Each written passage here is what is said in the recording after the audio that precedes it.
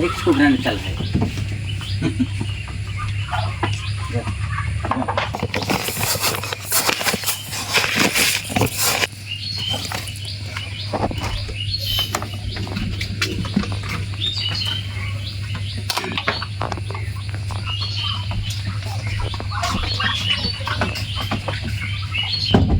আসসালামু আলাইকুম, বিসমিল্লাহির রহমানির রহিম। দর্শক, আজকেও আসলাম আবার ওই চীনা হাঁসের ভিডিও নিয়ে। কথা হইল যে চীনা হাঁস আসছিল আপনার 12টার ভিতরে আবার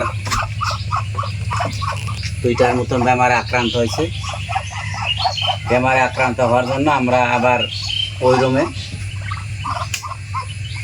এই যে কবিতর রুমে খেয়ে দিছি, 2টা আলাদা আলাদা করে। এই যে দেখতেছে ওই রুমে দেখা যায়। এখানে এই রুমটাতে গেল এখনো কবিতর আনা হয়নি। সে কথা হইলে যে আবি যাবি খাওয়াবো দেই না, টাইম বাই খাওয়া দিতেছি, ওষুধ পানি দানা চাউল ধান ইত্যাদি দিতেছি।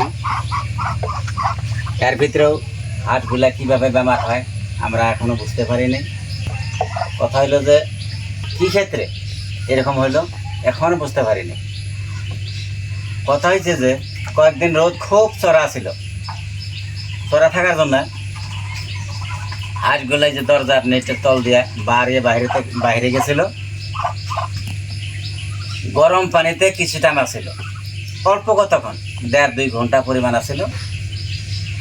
1.5-2 ঘন্টার ভিতরেই 2টা বাচ্চার চীনা হাঁসের বাচ্চার বেমার আক্রমণ হয়েছে, যার জন্য এখন এগুলো বার হইতে দেই না।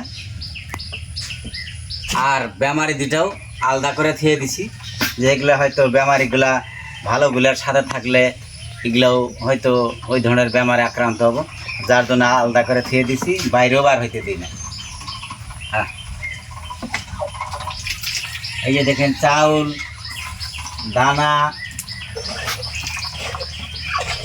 মিক্স করে দিতেছি। হয়তো ওই ধরনের বাসি খাবারও দেই না। চাউলের পরিমাণ কম,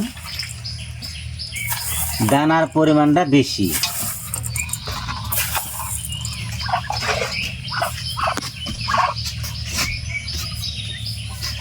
কিভাবে বেমার হয় জানি না।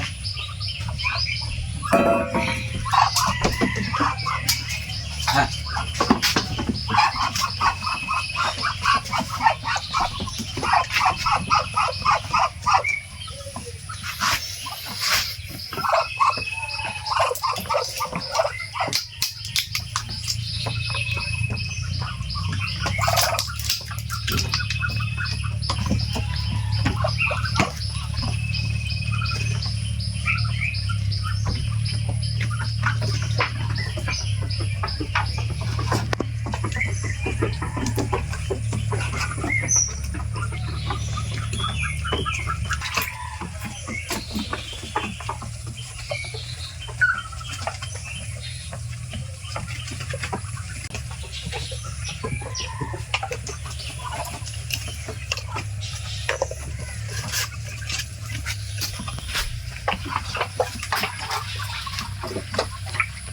এর সাথে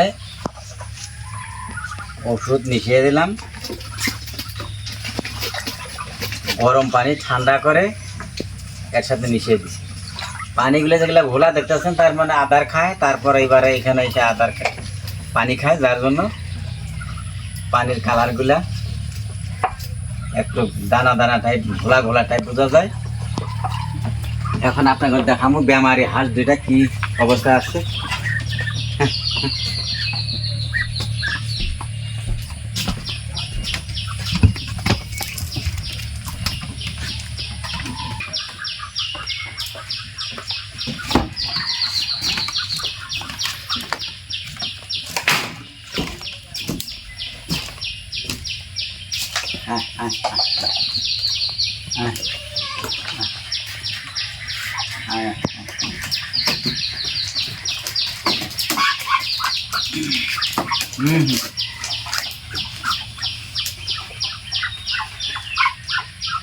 নিজে নিজে আদার খাইতেছ না, ধরে কিছু খাওয়ার লাগে।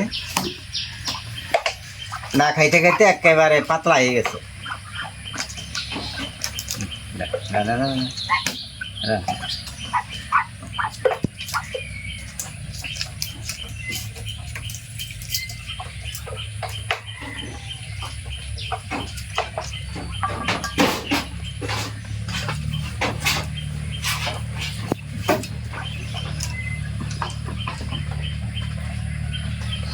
দেখি সিরিজটা দেখি গো পড়ে গো, পানির সিরিজটা।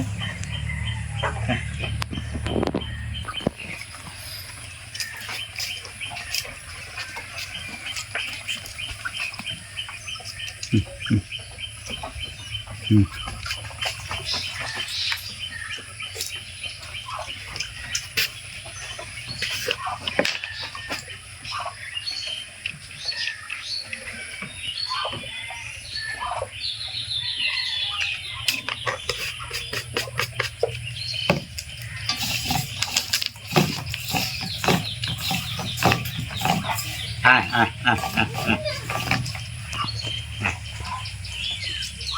হ্যাঁ।